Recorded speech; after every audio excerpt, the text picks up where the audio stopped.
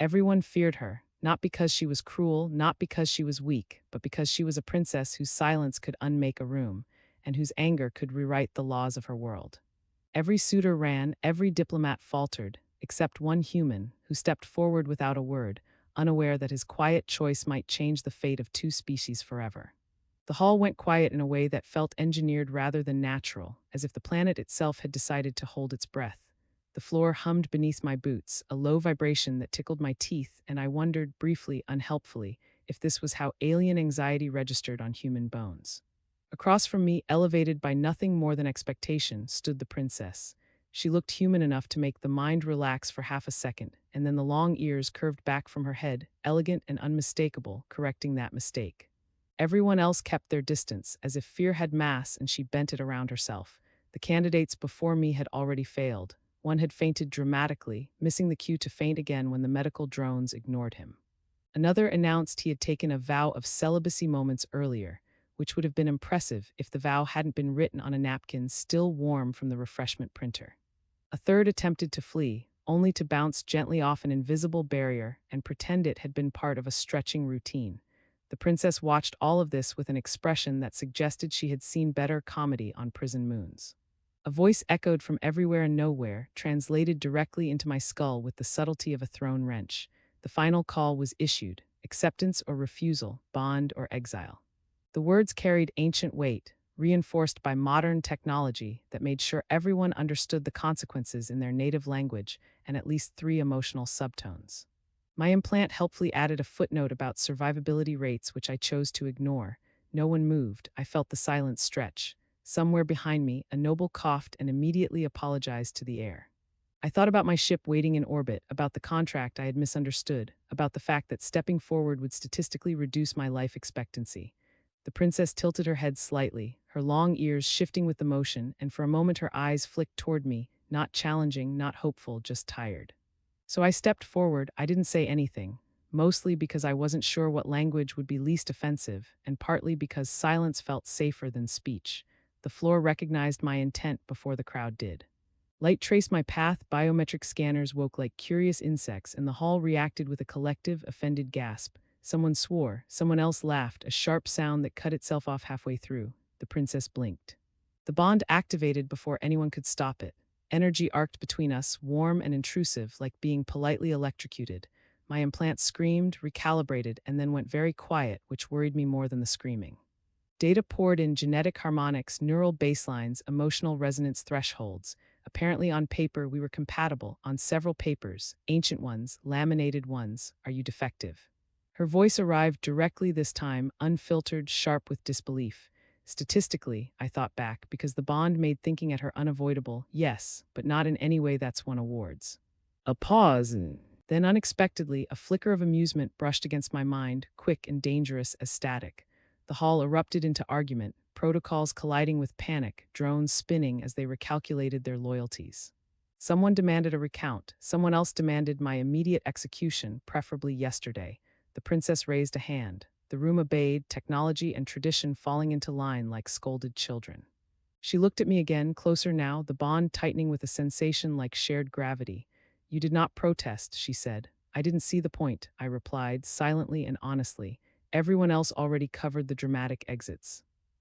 For the first time, her reputation cracked, not shattered, just a hairline fracture, and through it slipped something warm, curious, and very much alive. The bond did not ask whether either of us wanted sleep. It simply decided that rest would be inefficient at this stage, and flooded my nervous system with alertness that felt borrowed, sharp, and faintly irritated. I became aware of the princess's thoughts brushing against mine like someone pacing in the next room, boots heavy, directionless. The palace reacted to our shared wakefulness by turning on lights I hadn't known existed and unlocking doors I hadn't tried to open.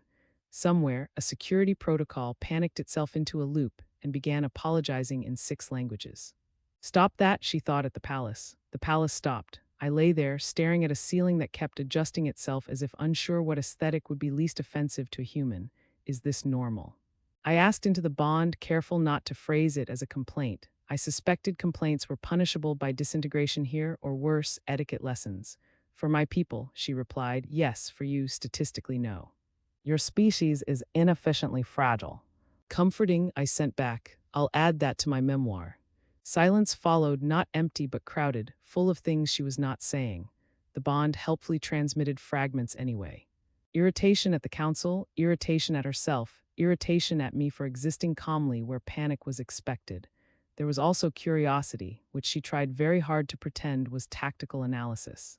I felt it every time her attention drifted toward me and then snapped away. The doors opened without warning.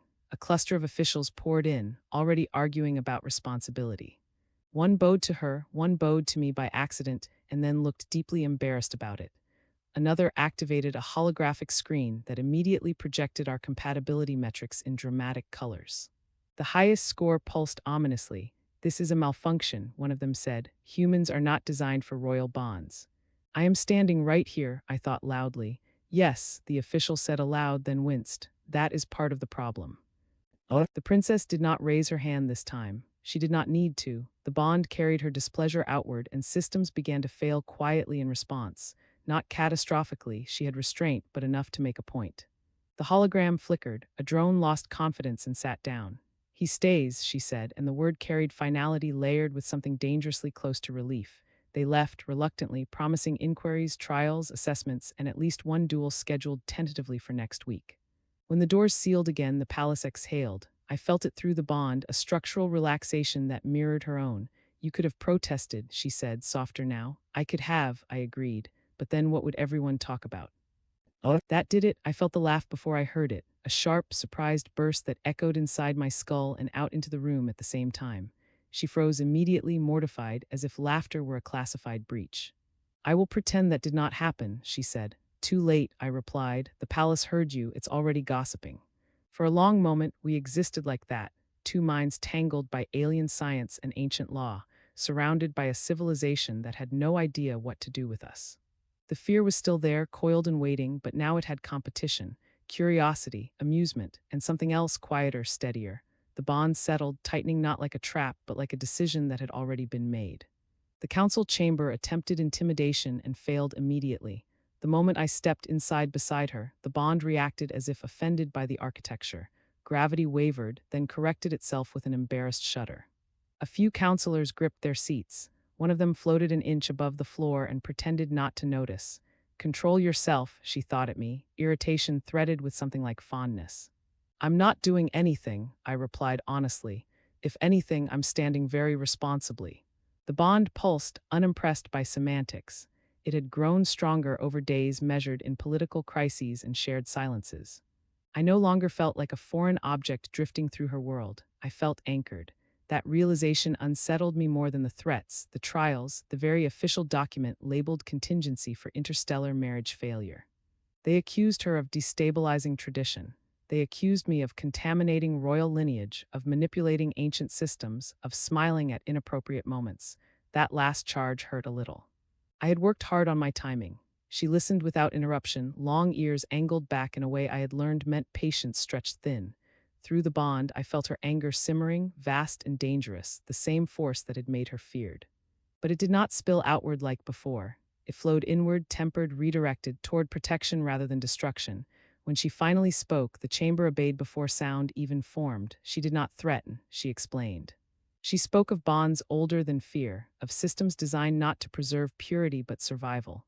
She admitted her loneliness without naming it, and I felt the room shift as that truth landed harder than any display of power. They turned to me expecting a speech. I shrugged. "I didn't come here to change your world," I said. "I just refused to run away from one person." Silence followed, deep and uncertain. Then inexplicably the floating counselor sneezed. Gravity restored him to his seat with a thump. The tension cracked. Laughter rippled, cautious but real. The vote passed. Later, much later, when the palace no longer monitored our proximity every second and the bond settled into something steady and warm, we stood together beneath a sky busy with unfamiliar stars. I felt different, not braver, not stronger, quieter, more deliberate. I had learned that courage did not always announce itself, that sometimes it simply stayed. "You changed," she said, not as an accusation. "So did you," I replied.